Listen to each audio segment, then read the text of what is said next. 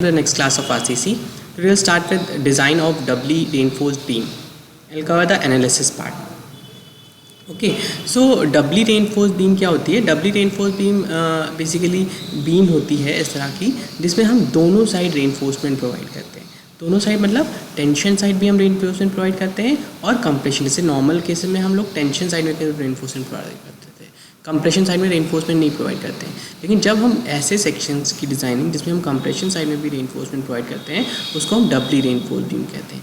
Compression side में reinforcement क्यों provide करते हैं, उसका रीज़न क्या होता है, तो आइए देखते हैं. ठीक है, तो design of Dabali reinforce beam. ठीक है, if the size of the beam, अगर हमसे कहा कॉन्ट्रैक्टर ने कि साइज़, और आपको एक बीम है ना, एक बीम या एक है ना, उसमें कॉन्ट्रैक्टर ने आपसे कह दिया कि साइज़ ऑफ द बीम आपको फिक्स है, यानी आपको जो बीम की डायमेंशंस हैं वो फिक्स हैं. उसने कर दिए कि हाँ इससे ज़्यादा आप डेप्थ नहीं ले सकते ना. तो when the size of the beam width and depth both are fixed, the moment of resistance of a singly reinforced balance section क्या होगा, Q into B into D square.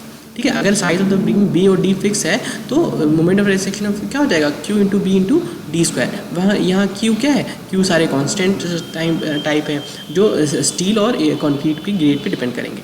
ठीक है, तो अब अगर ये size of the beam fix है तो उसका मोमेंट ऑफ रेजिस्टेंस सबसे मैक्सिमम सिर्फ MOR ये यहाँ इससे इतना ही बेयर कर सकता है.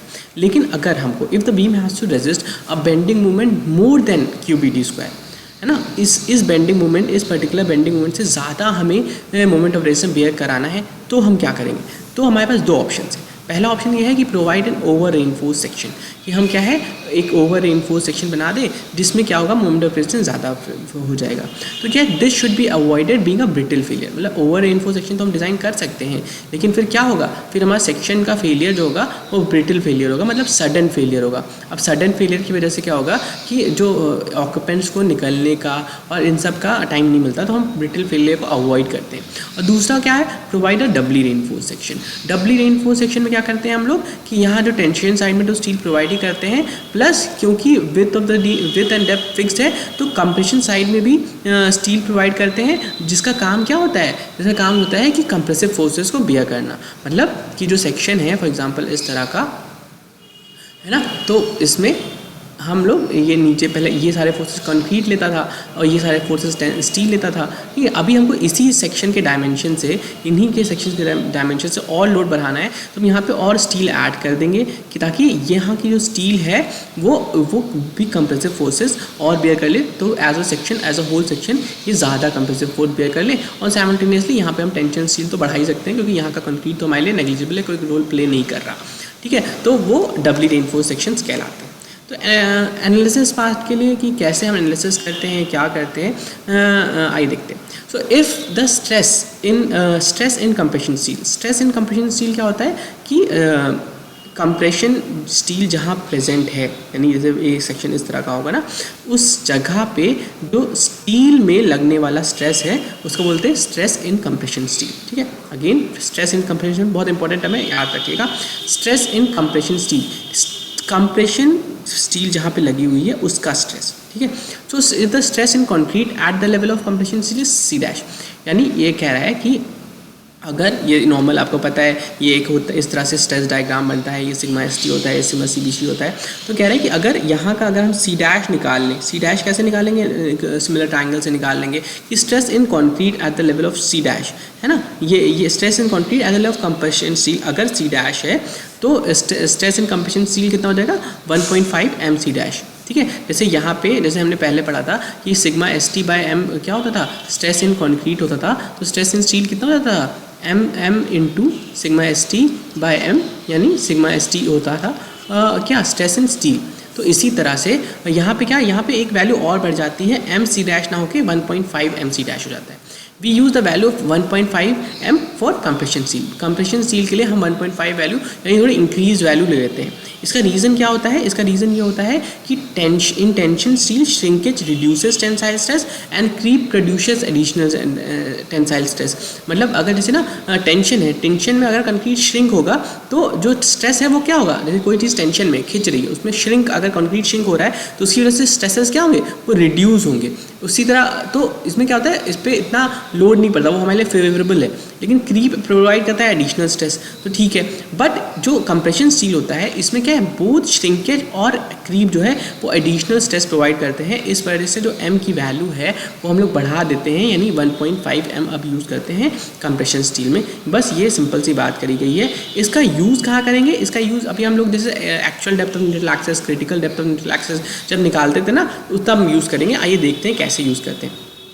ठीक है, तो अभी तक हमने जैसे इक्विवेलेंट एरिया वाला एक कॉन्सेप्ट था कि उसमें हम क्या करते थे कि हम इस स्टील को रिप्लेस कर देते थे एक इमेजिनरी कंक्रीट में, जिसका एरिया क्या होता था, MAST होता था, और सेम बिहेव करता था एज़ कम्पेयर टू मतलब एज़ कम्पेयर टू कॉन्क्रीट। ठीक है, तो ये इमेजिनरी कंक्रीट है, सेम स्टील की तरह बिहेव करता था। अब यहाँ पे ये तो सिंगली रेनफोर्स सेक्शन की बात होगी। डबली रेनफोर्स सेक्शन में क्या होगा, जैसे ये तो होगा MAST, और यहाँ पे तो कंप्रेशन स्टील का है यानी ASC हो जाएगा। वहाँ पे क्या हो जाएगा 1.5 MASC। जैसे यहाँ पे MAST हो गया था, this is the imaginary concrete which will take the load of steel. जैसे यहाँ पे स्टील है ये, क्योंकि होमोजेनियस सेक्शन करते हैं ना ट्रांसफॉर्म सेक्शन बनाने के लिए, तो वहाँ पे ये 1.5 MASC हो गया। यहाँ पे ASC क्या है, ASC ये है एरिया ऑफ कंप्रेशन स्टील। अब जैसे हम एनालिसिस करते हैं वही सारा तरीका होता है। सबसे पहले क्या होता था, critical depth of neutral axis निकलती थी, तो इसमें भी critical depth of neutral axis वैसे ही निकलेगी, XC = M sigma CBC upon M sigma CBC plus sigma ST into D। ठीक है, तो क्रिटिकल एक्सेस इसमें वैसे ही निकलेगी जैसे कि पहले निकलती थी। Actual depth of neutral axis क्या होता है, actual depth of neutral axis में हम क्या करते थे, मोमेंट ऑफ एरिया को इक्वेट करते थे। याद है, मोमेंट ऑफ एरिया को इक्वेट करते थे। अब मोमेंट ऑफ एरिया मतलब जैसे यहाँ पे करते थे B × XA × XA/2। तो जैसे अगर ऊपर की बात करें यहाँ पे, तो मोमेंट ऑफ एरिया कितना, B × XA × XA/2, यानी ये पोर्शन हो गया B। ठीक है, ये B, और ये actual depth of neutral axis है, तो ये हो गया आपका XA। ठीक है, और इंटू XA/2, तो ये हो गया B × XA XA/2 प्लस क्या है यहाँ पे जो additional area of compression steel है वो, तो यहाँ पे क्या है 1.5 MASC इंटू 1.5 MASC, तो इसका area of imaginary of concrete हो गया। और इसका डिस्टेंस कितना होगा यहाँ से, इसका डिस्टेंस होगा XA माइनस DC। कितना, ये ऊपर से डिस्टेंस कितना है, ऊपर से डिस्टेंस है XA। ठीक है, और ये कवर मान लीजिए DC अगर कवर है, यानी जैसे टॉप का इफेक्टिव कवर DC हो गया, तो ये हमने DC मान लिया, तो ये डिस्टेंस यहाँ सेंटर से कितना हो गया, XA माइनस DC। ठीक है, तो B × XA/2 plus 1.5 MASC XA minus DC। अब यहाँ पे ये टर्म है एक ASC XA माइनस DC, इसको हमने क्या किया, नेगेटिव माइनस सब्ट्रैक्ट किया है। ये क्यों किया है, ये बहुत ही सोचने वाली बात है कि ये क्या है और ये क्या टर्म है ASC XA माइनस DC। तो यहाँ पे एक चीज़ है, जैसे मोमेंट ऑफ एरिया करते हैं ना, BXA × XA/2। अब ये BXA × XA/2 में देखिए ये जो इस तरह का एक सेक्शन है, जैसे इस तरह से है ना, इस तरह से एक सेक्शन है, तो हमने क्या किया, इस तरह से होता है। अब यहाँ पे BXA XA/2 में ये पूरा का पूरा जो पोर्शन ऑफ द कंक्रीट है वो कवर हो गया। लेकिन होता क्या है, यहाँ पे हमने क्या किया, जहाँ पे हम कंप्रेशन स्टील डाल रहे हैं, तो वहाँ का कंक्रीट जो है वो हम रिमूव भी तो करेंगे, कि जहाँ पे कंप्रेशन स्टील हम डाल रहे हैं वहाँ पे हम क्या है, वहाँ का जो एरिया ऑफ कंक्रीट है वो हटा, तभी तो हमने कंप्रेशन स्टील डाला वहाँ पे। तो जो वहाँ पे हमने एरिया ऑफ कंक्रीट हटाया है ना, वो है ASC। समझ में आ रहा है, वो ASC इस वजह से है, ASC इस वजह क्योंकि जितना ASC क्या है, ASC is basically area of steel. बिल्कुल सही है, ठीक है, area of steel compression steel है। ठीक है, बिल्कुल सही। लेकिन यहाँ पे जितना अमाउंट ऑफ कंक्रीट हटाओगे तभी तो एरिया ऑफ स्टील डालोगे। तो अब यहाँ पे क्या है, BXA × XA/2, ये तो आपने पूरा ले लिया, ठीक है, यहाँ पूरा है, लेकिन पूरा तो नहीं है, यहाँ पे अमाउंट ऑफ इतना कंक्रीट घटाया गया है, तभी तो डाला गया है स्टील। तो ये हमें माइनस करना पड़ेगा, क्योंकि हम दो बार ऐड नहीं कर रहे हैं, क्योंकि हम यहाँ पे तो BXA × XA/2 यानी पूरा हमने ले लिया यहाँ पे, उसके बाद हमने स्टील भी ऐड कर दी, तो हमने स्टील भी ऐड कर दी 1.5 MASC XA माइनस DC। लेकिन हमें ये ये यहाँ पे हम कंक्रीट हटा रहे हैं, जहाँ पे हम रिप्लेस कर रहे हैं, वो भी तो हटा, उसको माइनस भी तो करना पड़ेगा। तो वो माइनस करते हैं हम माइनस ASC। यहाँ पे ASC क्या है, यहाँ पे ASC एरिया ऑफ स्टील ही है, बट ये एरिया ऑफ कंक्रीट को डिनोट कर रहा है जो कि हटाया जा रहा है, माइनस XA माइनस DC। इसको इक्वेट कर देते हैं नॉर्मल टेंशन साइड के = MAST, और MAST तो है, और इसका डिस्टेंस कितना हो जाएगा, D - XA। तो ये एक सिंपल सा फॉर्मूला है, ये बी नॉर्मल्स को मैं अगर क्लब करके लिखे तो B into X A square by 2 plus 1.5 m minus 1 A S C X A minus D C is equal to M A S T D minus X A. तो ये थोड़ा फॉर्मूले में चेंज है, जो हम यूज़ करते हैं डबली रेनफोर्स्ड एनालिसिस के लिए। ठीक है, नेक्स्ट स्टेप है हमारा कंपेयर कराते हैं कि कैसा सेक्शन है। हमने एक्स ए निकाल लिया, हमने एक्स सी निकाल लिया। ठीक है, अब हम क्या करते हैं, सेम सिमिलर प्रोसेस कि हम कंपेयर कराते हैं कि हमारा अंडर एक्स से अगर छोटा है एक्स सी से तो अंडर रेनफोर्स सेक्शंस, एक्स से बराबर है एक्स सी से तो बैलेंस सेक्शंस, एक्स से बड़ा है एक्स सी से तो ओवर रेनफोर्स सेक्शंस। उसके बाद हम मोमेंट ऑफ रेजिस्टेंस निकाल देते हैं। ठीक है, अब मोमेंट ऑफ रेजिस्टेंस के लिए क्या है, क्या फॉर्मूला यूज़ होता है ना, वो हम देखेंगे। तो मोमेंट ऑफ रेजिस्टेंस के लिए हम बेसिकली हम क्या करते हैं, हम इस जो पूरा का एक इस तरह का एक सेक्शन होगा, इसमें नीचे टेंशन सील लगा है, ऊपर कंप्रेशन सील लगा है। कंप्रेशन सील जो कवर है वो कितने डीसी कवर पे लगा हुआ है। ठीक है, तो हम बेसिकली क्या करते हैं, इस जो ऊपर वाला सेक्शन है, ये जो यहाँ पे जहाँ पे जो कंक्रीट है इस तरह से, ये बेसिकली दो से मिल के बनाए। एक तो ये जो कंक्रीट है वो कंप्रेसिव फोर्सेस बियर कर रहा है, इसको हम मान लेते हैं C1, और दूसरा जो यहाँ पे एडिशनल स्टील है वो कंप्रेसिव फोर्सेस बियर कर रहा है, इसको मान लेते हैं हम C2। तो C1 कितना कंप्रेसिव फोर्स बियर कर रहा है वो यहाँ से निकाल लेंगे, B into X A into C A by 2, जैसे हम पहले करते थे कि area into average stress. Average stress क्या हो जाएगा, एवरेज स्ट्रेस यहाँ ऊपर नीचे वाला जो करते थे उसी तरह से। तो B into X A into C A by 2, ये कहाँ से आया आपका, ये आपका सिमिलर वहाँ से आया कि अगर हम इसको स्ट्रेस डायग्राम अच्छे से बनाएं तो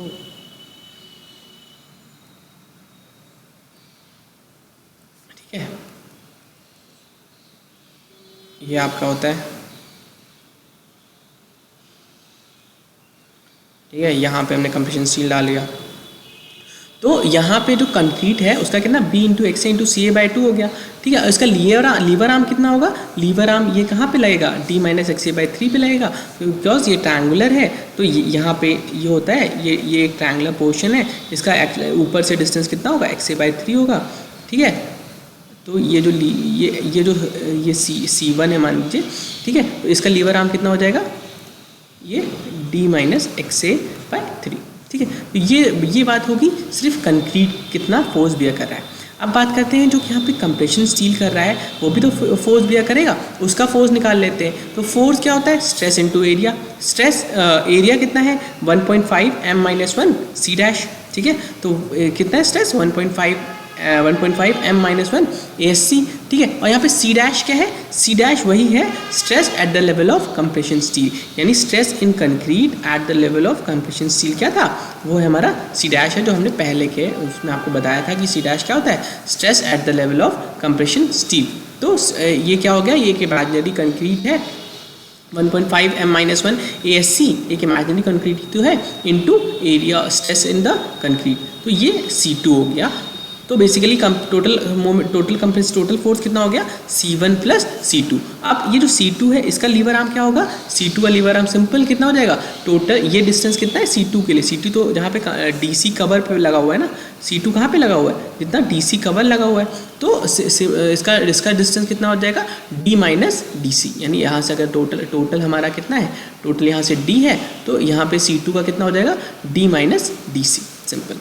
ठीक है, तो मोमेंट ऑफ रेजिस्टेंस का क्या फॉर्मूला हो गया, B into X A into C A by 2 D minus X A by 3 plus 1.5 m minus 1 ASC C dash D minus DC। ये आपका हो गया मोमेंट ऑफ रेजिस्टेंस का फॉर्मूला। ठीक है, तो अब हम बेसिकली हम एक क्वेश्चन कर लेते हैं और उससे हम समझते हैं कि कैसे करते हैं इस तरह के क्वेश्चंस, एनालिसिस का पार्ट है। ठीक है, ये देखते हैं। एक क्वेश्चन है, a rectangular beam 230 mm wide and 600 mm overall depth carries an imposed load of 50 kN per meter over an effective span of 7 meter. It is reinforced with 3 bars of 16 mm dia on compression side and 5 bars of 25 mm dia on tension side. Check for the adequacy of the section. ठीक है, तो ये हमारा question है। इसमें values पहले से दे दी गई हैं कि सिग्मा CBC है, सिग्मा ST है और मॉड्यूलर रेशियो। देखिए अगर कहीं कहीं पे अगर ग्रेड ऑफ कंक्रीट नहीं दिया है, अगर आपको direct sigma CBC, sigma ST और मॉड्यूलर रेशियो की वैल्यू दे दी गई हैं तो हाँ ये भी होता है कभी कभी, ठीक है। तो नॉर्मल यहाँ पे सारी वैल्यूज दे दी गई हैं। तो यहाँ पे क्या है, एक सिंपल एक इस तरह सा एक बीम है, ठीक है, कि हमने एक बीम इस तरह से है यहाँ पे ना, और इस बीम की डायमेंशन कितनी है, इस बीम की डायमेंशन है 230 mm इसकी विड्थ है, और इसका ओवरऑल डेप्थ कितना है, इसकी ओवरऑल डेप्थ है 600 mm, ठीक है। अब इसका स्पैन कितना है, ये बीम कितना लोड ले रही है, बेसिकली इसका स्पैन है हमारा 7 मीटर का इफेक्टिव स्पैन है, 7.0 मीटर का, और इस पर लोड कितना लग रहा है UDL, इस पर UDL लग रहा है 50 किलो न्यूटन पर मीटर का लोड लग रहा है, ठीक है। ये तो हमारा आ गया कि हमारा 50 kilo newton metre per metre का लोड लग रहा है। It is reinforced with 3 bars on the compression side, 3 bars on the compression side यहाँ पे प्रेजेंट है, कौन से mm की, it is reinforced 3 bars of 16 mm dia, 16 mm dia की 3 बार्स जो है वो कंप्रेशन साइड पे हैं, और 5 बार्स जो है वो 25 mm डाया की कहाँ पे है, टेंशन साइड पे। Check for the adequacy of the section, adequacy मतलब कि क्या ये बीम सही लोड बेयर कर लेगी इतना, कि बीम पे जो लोड लग रहा है 50 किलो न्यूटन पर मीटर का, और उसका स्पैन 7 मीटर है, उसकी डायमेंशन इतनी है, क्या ये बीम सफिशिएंट है, लोड बेयर कर लेगी या फेल कर जाएगी इस पर्टिकुलर लोड के साथ, ये हमें देखना है, ठीक है। तो ये देखते करते कैसे। तो नॉर्मल सबसे पहले हम क्या निकालेंगे, हम मोमेंट ऑफ रेजिस्टेंस निकाल लेंगे इसका, ठीक है, और उसको हम कंपेयर करा लेंगे बेंडिंग मोमेंट से, सिंपल सी बात है, ठीक है। तो मोमेंट ऑफ रेजिस्टेंस निकालने के लिए हम क्या लें, सबसे पहले आपको सिग्मा CBC दिया हुआ क्वेश्चन में 7 है, सिग्मा ST दिया हुआ है क्वेश्चन में 230 है, मॉडुलर रेशियो 15 दिया हुआ है, इम्पोज लोड कितना हुआ है 50 किलो न्यूटन पर मीटर क्वेश्चन में दिया हुआ है, देखिए यहाँ पे इम्पोज लोड कितना दिया हुआ है, इम्पोज लोड 50 किलो न्यूटन पर मीटर। अब इसमें क्या इम्पोज लोड है, तो हमें क्या है लाइव लोड, हमें यानी हमें बेसिकली लाइव लोड नहीं, यहाँ पे डेड लोड है ना, हमें डेड लोड इसमें ऐड करना होगा, ठीक है, डेड लोड हमें ऐड करना होगा। तो डेड लोड कितना हो गया, डेड लोड बेसिकली क्या होता है, डायमेंशन ऑफ द बीम पे होता है ना, डायमेंशन ऑफ द बीम कितनी है, तो आपको स्पैन तो पता है कि ये कितना है, एक विड्थ कितनी है 230 mm, और डेप्थ कितनी है, ओवरऑल डेप्थ 600 mm, ठीक है। तो 0.23 इंटू 0.6 इंटू 1 मीटर के लिए निकालते हैं हम लोग, ठीक है, 1 मीटर के लिए इंटू 25, तो टोटल डेड लोड कितना हो गया 3.45 किलो न्यूटन पर मीटर। टोटल लोड कितना आ गया, टोटल लोड हमने क्या किया 50 किलो न्यूटन का लाइव लोड इम्पोज लोड लगाया था, प्लस डेड लोड 53.45, तो टोटल लोड कितना आ गया 53.45 किलो न्यूटन पर मीटर। बेंडिंग मोमेंट से मल्टीप्लाई कर देंगे तो बेंडिंग मोमेंट कितना होता है WL/8, W है हमारा 53.45 है ना, इंटू L आपका है 7/8, अगर हम करेंगे तो आपका कितना आएगा 327.38 किलो न्यूटन मीटर, यानी इतना बीम पर बेंडिंग मोमेंट लगेगा। अब इतना बेंडिंग मोमेंट जब लगेगा तो हमें ये देखना है कि क्या हमारी जो बीम है वो इस बेंडिंग मोमेंट को बियर कर पाएगी विद दिस डायमेंशंस, और जो वहाँ पे स्टील पड़ी थी इस हिसाब से। तो आइए देखते हैं क्या ये कर पाएगी या नहीं कर पाएगी। तो यही एडुकेशनल सेक्शन बताएगा कि हाँ ये बीम सही है, फेल कर जाएगी।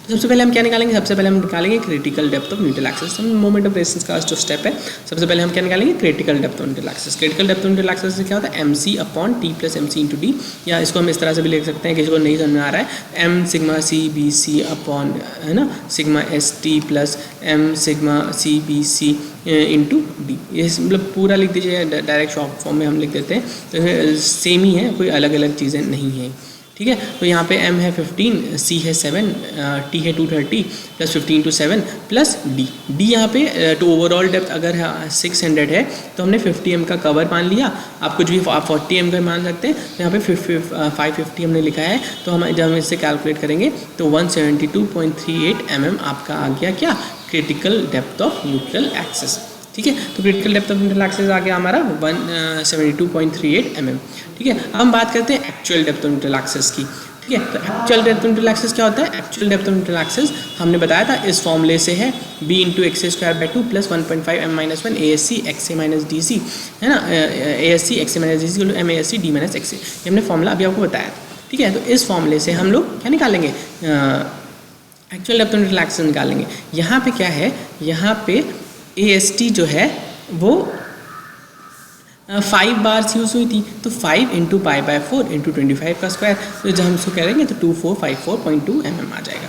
ठीक है, यहाँ पे एरिया ऑफ कंप्रेशन स्टील भी आप निकाल लीजिए, 3 इंटू पाई बाय 4 इंटू 16 का स्क्वायर, तो 603.12 आ गया। ठीक है, तो आपका AST आ गया, आपका ASC आ गया, यानी दोनों चीज़ें आ गई। अब इस फॉर्मूले में, अगर ये आपके लिए सामने फॉर्मूला है, इसमें क्या है, हमें सारी चीज़ें पता है, हमें B पता है, हमें M पता है, M की वैल्यू है ना, ASC पता है, XA हमें निकालना है, DC हमको पता है 50 mm, D हमें पता है। तो आप सारी वैल्यूज़ रखिए और हमें क्या निकाल लीजिए, एक क्वाड्रेटिक इक्वेशन बन जाएगी, और उस क्वाड्रेटिक इक्वेशन में जब हम सारी वैल्यू रखेंगे तो हमें XA की वैल्यू निकल के आ जाएगी। हम कैलकुलेटर से कैलकुलेट भी कर देते हैं, तो जब हम कैलकुलेटर से कैलकुलेट करते हैं तो हमें जो XA की वैल्यू निकल के आती है, यानी एक्चुअल डेप्थ ऑफ इंटरैक्शन जो निकल के आती है, वो 261.63 mm निकल के आती है। ठीक है, अब ये जो है, ये क्या है, ये हमारा किससे, जो एक्चुअल डेप्थ ऑफ इंटरैक्शन है, ये क्या है, ये ज़्यादा है किससे, उससे क्रिटिकल डेप्थ ऑफ इंटरैक्शन से। तो हमारा सेक्शन कैसा है, हमारा सेक्शन है ओवर रेनफोर्स सेक्शन। ठीक है, हमारा सेक्शन कैसा है, सेक्शन है ओवर रेनफोर्स सेक्शन। अब हम क्या करते हैं, हम क्या निकालते हैं, मोमेंट ऑफ रेजिस्टेंस अपने उसका। ठीक है, इस बीम का हम मोमेंट ऑफ रेजिस्टेंस निकाल लेते हैं। तो मोमेंट ऑफ रेजिस्टेंस निकालने के लिए सबसे पहले हमें क्या पता है, मोमेंट ऑफ रेजिस्टेंस का फॉर्मूला आपने वहाँ देखा था, आप वहाँ से देख लीजिए। मोमेंट ऑफ रेजिस्टेंस का फॉर्मूला देखा था, क्या होता है, B into XA CA D minus XA by 3 plus 1.5 M minus 1 ASC D minus D dash. ये मोमेंट ऑफ रेजिस्टेंस का फॉर्मूला है आपका। तो इस मोमेंट ऑफ रेजिस्टेंस के फॉर्मूले में सारी चीज़ें रखिए, आपको मिल जाएगा। ठीक है, तो ये मोमेंट ऑफ रेजिस्टेंस का फॉर्मूला यहाँ पे। ठीक है, अब ये जो मोमेंट ऑफ रेजिस्टेंस ये फॉर्मूला है, B into XA CA D minus XA by 3 plus 1.5 M minus 1 ASC C dash D minus DC। यहाँ पे आपको B पता है, B आपको पता है, XA पता है, XA हम रखेंगे 261। ठीक है, B आपको 230 रख दीजिए, XA कितना है 261 रख दीजिए, CA कितना है, CA 7 है।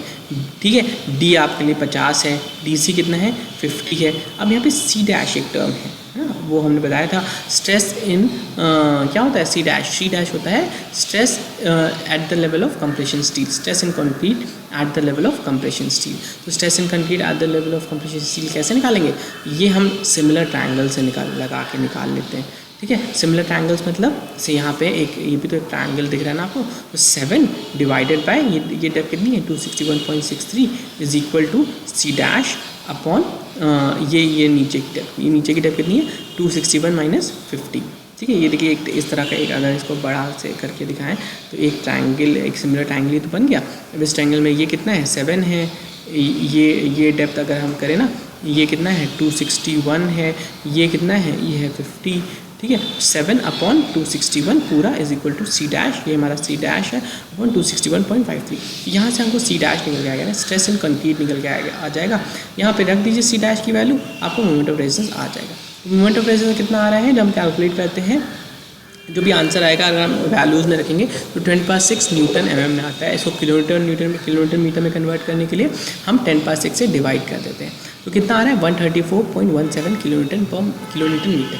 ठीक है, तो इस बीम का विद दिस जो हमारे बीम है और इस पर्टिकुलर डायमेंशन के साथ है, ये ग्रेड ऑफ कंक्रीट है, इसमें ये बीम कितना load, maximum moment of resistance कितना बेयर कर सकता है, ये maximum moment of resistance bear कर सकता है 134.17 किलोमीटर मीटर। ठीक है, कितना मैक्सिमम मोमेंट बेयर कर सकता है। और हमारा बेंडिंग मोमेंट कितना लग रहा है 327.38 किलोमीटर। तो ये हमारी बीम क्या है, ये हमारी बीम फेल कर जाएगी, क्योंकि लोड लग रहा है हमारा 327.38 किलोमीटर मीटर का, और इसकी मैक्सिमम कैपेसिटी खाली कितनी है 134.17 किलोमीटर है। तो हम लिखेंगे कमेंट, क्या लिखेंगे, सो द सेक्शन इज़ इनएडिक्वेट और नॉट सफिशिएंट, यानी सेक्शन हमारा कमज़ोर है और वो फेल कर जाएगा जब इस तरह का लोड लगेगा। तो ये एक बेसिकली डबली रेनफोर्स्ड बीम की एनालिसिस है कि हाँ इस तरह से हम लोग एनालिसिस करते हैं डब्ल्यू रेनफोर्स्ड बीम का। ओके, आज के लिए इतना ही, थैंक यू।